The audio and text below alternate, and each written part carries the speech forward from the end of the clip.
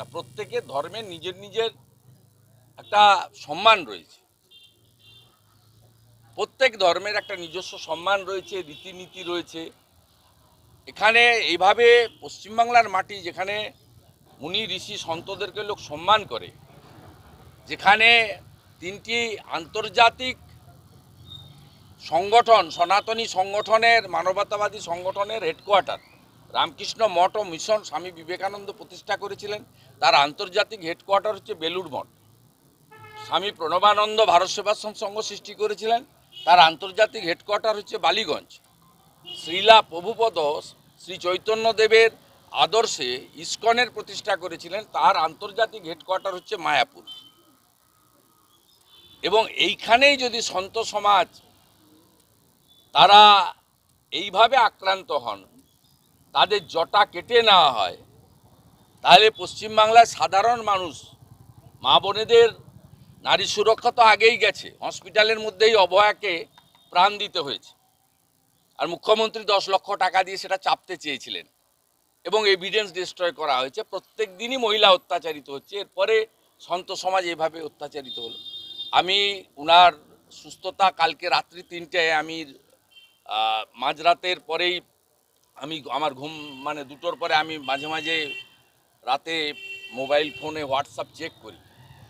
আমি মনে করি কাউকে না কাউকে জেগে থাকা বা নজর রাখা দরকার আছে। আমি চেষ্টা করি আমার সীমাবদ্ধ ক্ষমতার মধ্যে। আমি 3টের সময় এটা দেখেছি, এখানে যে আমার অফিস রয়েছে তমলুকে, সেখানকার যারা স্বেচ্ছাসেবক রয়েছে তারাই রাত্রিবেলা এখানে ভর্তি করে দেয় ও সকল ব্যবস্থা সকালের ভোরের মধ্যেই করা হয়েছে। উনি এমনি এখানকার ডাক্তারবাবুরা খুব কেয়ার নিয়েছেন। তাদের সকলের একজন সন্তের প্রতি, যিনি তার কৃচ্ছ সাধন, ত্যাগ, শৃঙ্খলিত জীবনযাপন, আহার থেকে শুরু করে তার সবটাই সাত্ত্বিকতায় মানে পরিপূর্ণ।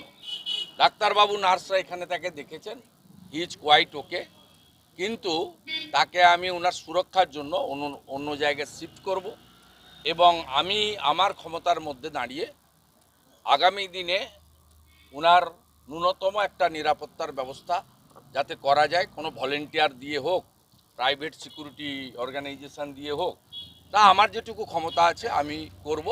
কেন্দ্র বা রাজ্য সরকার সিকিউরিটি দিবেন কিনা সেটা তাদের প্রোটোকলের মধ্যে পড়ে, সেটা তিনি আবেদন করলে তারা বিবেচনা করবেন, সেখানে আইবি রিপোর্ট ইত্যাদি হয়, সেটা আমি তো দুটো সরকারকেই প্রতিনিধিত্ব করি না, আমি সেটা বলতে পারবো না। আমি একজন সনাতনী হিসেবে আমি সংখ্যানন্দ মন্দির মেছেদার সঙ্গে যুক্ত, আমি রেয়াপাড়া সিদ্ধনাথ জিউ কমিটির সঙ্গে যুক্ত। আমি আজকে রাজনৈতিক দল পরিবর্তন করেছি বলে নয়, আমি যখন তৃণমূল কংগ্রেসে ছিলাম তখনও আমি সনাতনীদের স্বার্থে লড়াই করেছি, সনাতন প্রতিষ্ঠানকে বাঁচানোর চেষ্টা করেছি এবং বিভিন্ন মঠ মন্দির আমি সেখানে তাদের পাশে দাঁড়ানোর চেষ্টা করেছি। তমকুল লেকে ঐতিহ্যবাহী রামকৃষ্ণ মঠ ও মিশন যখন শতবর্ষ পূরণ হয়, সেখানেও আমি প্রত্যক্ষভাবে অংশগ্রহণ করেছি, আপনারা জানেন।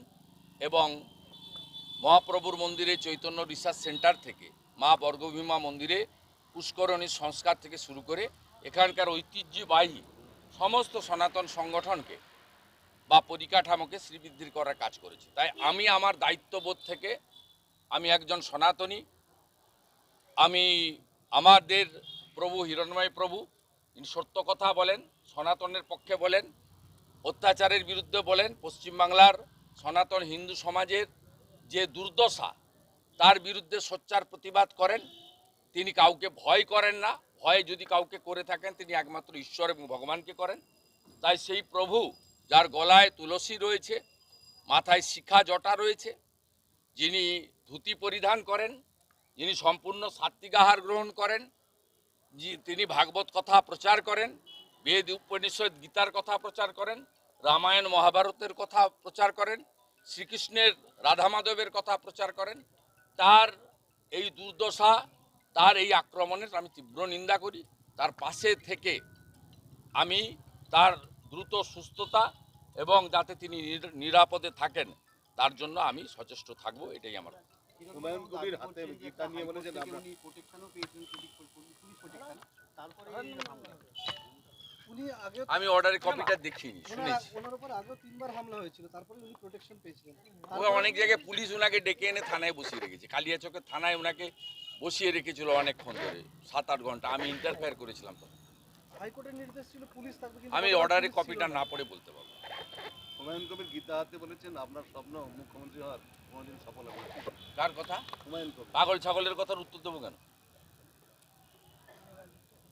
পাগল তো একটা, ওর কথার কেউ উত্তর দেয়নি। ওর মালিক মমতা ব্যানার্জিকে আমি হারিয়েছি। ও নন্দীগ্রামে এসেছিল, এখানে হারিয়েছি, এরপরে ভবানীপুরে আবার হারাবো 26 সালে। মুখ্যমন্ত্রী পুলিশ মন্ত্রী দায়ী, 3 বছর লাইসেন্স নেই, সব এভিডেন্স ডিস্ট্রয় করে দিয়েছে। আরেকটা চামচা সুপ্রতিম সরকার বলে দিয়েছে আজকে প্রেস করে যে আমরা এক্সপ্লোসিভ অ্যাক্ট লাগাইনি।